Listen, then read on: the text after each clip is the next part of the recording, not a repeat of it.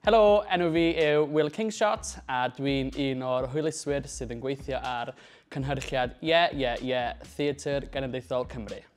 Mae'r teimlad wedi bod yn ffantastig i fod yn hollol onest. Mae'r bobl ifanc wedi bod yn agored, mewn modd diogel wrth gwrs, ac hefyd fi'n credu bod ni wedi creu ffurf o gydsynio ble maen nhw wedi gallu rhannu gyda ni, a hefyd fi wedi gallu rhannu profiadau gyda nhw hefyd, sydd wedi bod yn gret, a gweld nhw'n blaguro hefyd o'r sesiynau cyntaf hyd at yr rhai diwedd. Mae gwely hyder nhw'n tyfu hefyd wedi bod yn ffantastig.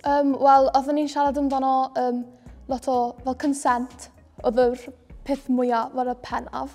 A wel, oeddwn ni jyst i sylweddoli, falle amdano fel experiences dyn ni wedi cael yn y gorffennol, falle oedd hynna ddim yn gywir, a falle dod i nabod ein hunain yn well. There are a lot of generations of people that haven't talked about it enough, and like that's caused a lot of people pain, and like a lot of people have had bad experiences with it. And I think like the more we can do to like help limit that and like educate people on how they should behave in relationships, it's just going to make relationships better for like the next generation of young people. A oedd yn ffordd i ni gyd just cael syniadau allan a clywed beth mae pobl eraill yn meddwl. A oedd yn really ddiddorol, a oedd yn really fulfilling i gael gwybod beth mae pobl eraill yn meddwl a just meddwl mwy am y pwnc.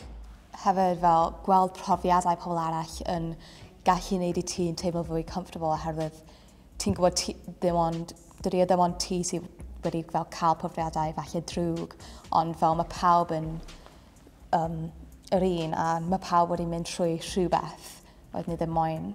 I think everyone needs to be on the same page of what consent is. I think bringing it into media and showing messages online, I think it's so important in teaching like people these days about consent. Mae dyw'r pethau fel yma ddim yn cael ei siarad am digon, a mae'n rhaid i pobl ifanc gwybod bod ganddyn nhw'r hawl i ddweud na. Fi'n meddwl mae'n rhoi hyder i pobl ifanc i bod yn eu hunain a i bod yn diogel a saff pan maen nhw'n mynd mewn i pethau fel relationships yn y dyddiau yma.